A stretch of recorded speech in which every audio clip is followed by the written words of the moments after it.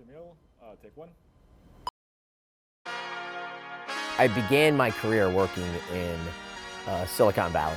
One of the things that I picked up was how important culture was as a differentiator. In the late 90s, early 2000, I was dating the girl who's now my wife. She had relocated to DC, and it was an opportunity for me to make a transition in my career. And so I chose, government contracting. I worked at Booz Allen, and then after a couple years working there, I worked at Gartner. One particular customer there, the Occupational Safety and Health Administration, was one that I was supporting with Gartner, and they were the ones that initially approached me about starting a company of my own so that I could continue to support them. OSHA brought us in to execute a little bit of the blueprint that we had for them, but do so in an advisory capacity. Unfortunately, they chose an integrator that went against some of our early recommendations. They said, come in and fix it, which was a big risk because they were still using waterfall. And so I had to borrow money to cover payroll for 6 months and hire a team of people, not knowing if they were going to pay an invoice. It was a do or die situation. I went to them with this concept of spiral development. That spiral development approach is what everyone refers to as Agile software development today. And that really was a major turning point for the company. We saw that this effort around Agile software development was something we could take to a number of different agencies across the government, not just a broader set of customers, but a broader set of opportunities for us. But how do you do that and mature and grow without sacrificing the culture of the company that was a hallmark, really the critical factor, the engine that drove the success of the firm?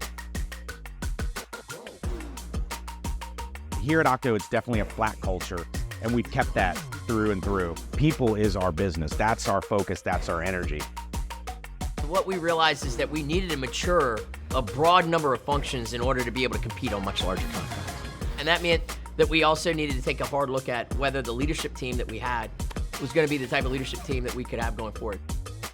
I had built a relationship with a gentleman named Bob McCord that had a reputation of maturing organizations. Bob was very deliberate in sharing with me that he wanted an element of positive control, and I yielded that. But I also shared with Bob that, hey, look, there are significant elements of our culture that are non-negotiable. We knew that we needed to go out and win some contracts head-to-head against some large businesses. We needed to be famous for something the market we had aligned around. And we identified a number of different customers looking at traditional operations and maintenance environments of core systems. One in particular is the National Cancer Institute. That particular contract win, we were amazingly committed to the mission, but we saw the ability for us to be able to impact the things that we believed in. We had built the capabilities around modernization, but that wasn't good enough. And in order to be able to bid on the types of contracts to grow going forward, it was going to require substantial investment. I had a number of different conversations with Arlington Capital. When we met with Michael and Ben, I'll never forget Michael's first little sales pitch to us. What he said was, we like to find great companies and we like to turbocharge them so that they can really move forward. And at the time, I thought he was full of shit. Fast forward, he lived up to every one of those promises. It gave us the turbocharge, that we needed to build out our different centers of excellence. It gave us the turbocharge to acquire great companies and great capabilities and great people to be a part of the CTO team. They funded the OLAB space that we're sitting in. People always talk about systems being built by processes and tools, but at the end of the day, systems are built by people working together. OLABs gives us that environment where we can work together side by side with our customers, with our partners, to actually come out with tangible results to implement in the future.